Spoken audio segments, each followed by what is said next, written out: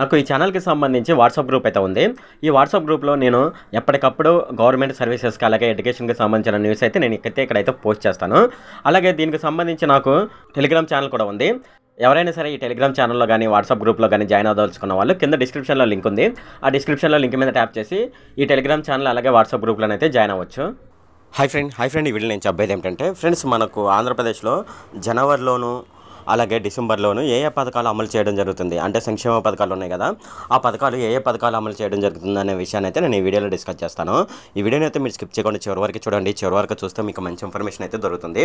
అంతేకాకుండా నా దగ్గర రిక్వెస్ట్ అండి, అదేంటంటే ఈ వీడియో కనుక మీకు నచ్చినట్లయితే ఇక్కడ కింద ఉన్న రెడ్ కలర్ సబ్స్క్రైబ్ బటన్ మీద అయితే ప్రెస్ చేయండి.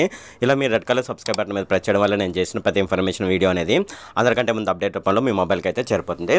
ఇప్పుడు మనం వీడియోలోకి అయితే వెళ్ళిపోదాం. ఇక్కడ చూడండి, సామాజిక పెన్షన్ 2750 నుంచి 3000కి అయితే పెంచడం జరుగుతుంది. ఇది కేబినెట్లో ఆమోదం పొందిందనమాట. అలాగే ఆరోగ్యశ్రీ పరిమితిని 25 లక్షలకు పెంచుతూ కేబినెట్ అయితే నిర్ణయం తీసుకుంది. అలాగే డిసెంబర్ 18 నుంచి ఆరోగ్యశ్రీ కార్డులు అయితే పంపిణీ చేయడం జరుగుతుంది అనమాట. ఆరోగ్యశ్రీ కింద చికిత్స పొందే వారికి రవాణా ఖర్చుల కింద 300 రూపాయలు ఇవ్వాలని కేబినెట్ అయితే నిర్ణయం అయితే తీసుకుంది. అలాగే ఆరోగ్యశ్రీ కింద చికిత్స పొందిన వారికి మందులు డోర్ డెలివరీ అయితే చేయడం జరుగుతుంది అనమాట. జనవరి 1వ తేదీ నుంచి జగనన్న ఆరోగ్యశ్రీ సురక్షకు సంబంధించి 2వ విడతకు అయితే కేబినెట్ అయితే ఆమోదం పొందిందనమాట.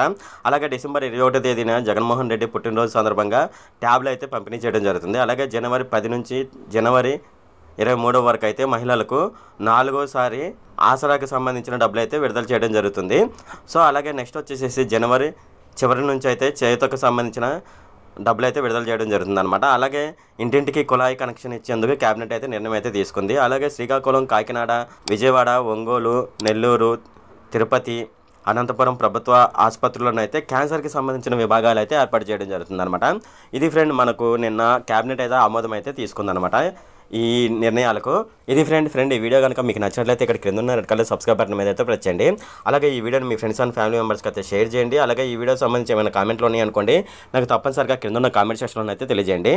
ఈ వీడియో అంతే friend. Okay, thank you friend.